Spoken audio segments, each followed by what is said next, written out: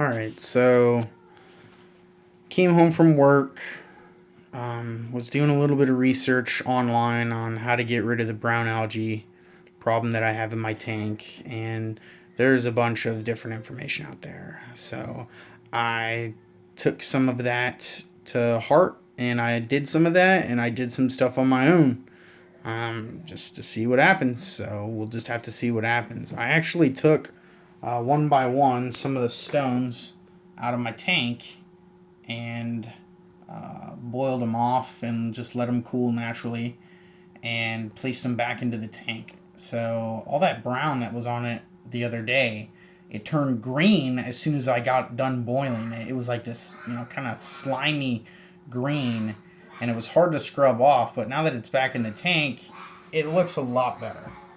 I obviously haven't done it with these rocks or whatnot, but here's the funny thing. I've got this rock back here. That's a different type of rock. I need to figure out what it is than my other ones, and it seems to not have any algae on it. I mean, or very minimal from this outbreak, and it's making me think that maybe it doesn't have those minerals or the silicates that these rocks may have that feed the brown algae. So, just curious stuff. I went ahead and I cleaned off my Java fern, and I moved them a little bit. I just thought I'm trying them in this position. They were really pointless over on the right side of my tank. What's funny is I'm kind of using the right side of my tank as a hospital right now for my plants, or just to grow out my other plants. So I used to have a big old spot right there where you can see a gap. I had this little one down there that I replanted, but I had a big old spot right here with my ludwigia.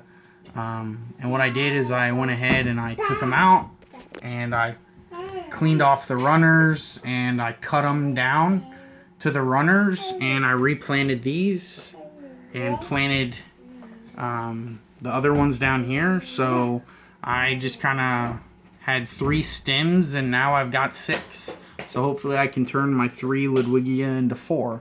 So I tried this before, and the results were really good. That's where I got these guys, and these guys have great color, and they were doing really good.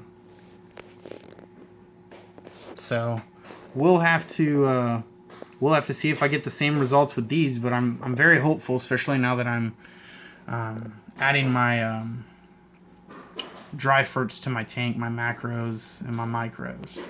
So I also took a lot of this star grass that I had, and I just randomly kind of cleaned them up and just used my aquascaping tweezers and just placed them all throughout the tank in just little spots throughout the tank. And let me tell you, it is not easy to plant those little guys using those tweezers, but I'm getting a lot better at it. There's my HC. It's still there, and I'm getting some horizontal growth, which is a good sign. So that's going to take a while though.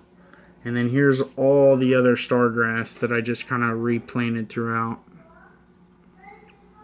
So I read an interesting thing online today, and one of the things that I read was that I can get a Phosphorb pack from my filter and stick it in there, and it'll suck out the phosphates from my tank, and that'll really help. It doesn't get rid of the algae, but it deprives the algae of one of the things that it really needs in order to feed.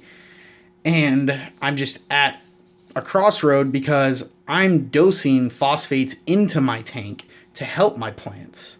So I'm like, that would be not smart. I mean, I'm doing something that just negates the other things. So I'm going to just kind of continue doing some of the minor things in my tank in order to get rid of this brown algae.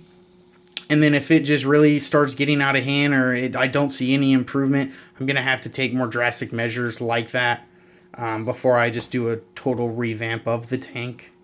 So I'll do updates kind of as I go and show my results. I know this is an issue with a lot of people. A lot of people in the hobby come into this. So I know that all the information is good because everyone in the hobby is, it's a learning hobby. So we'll see how it goes.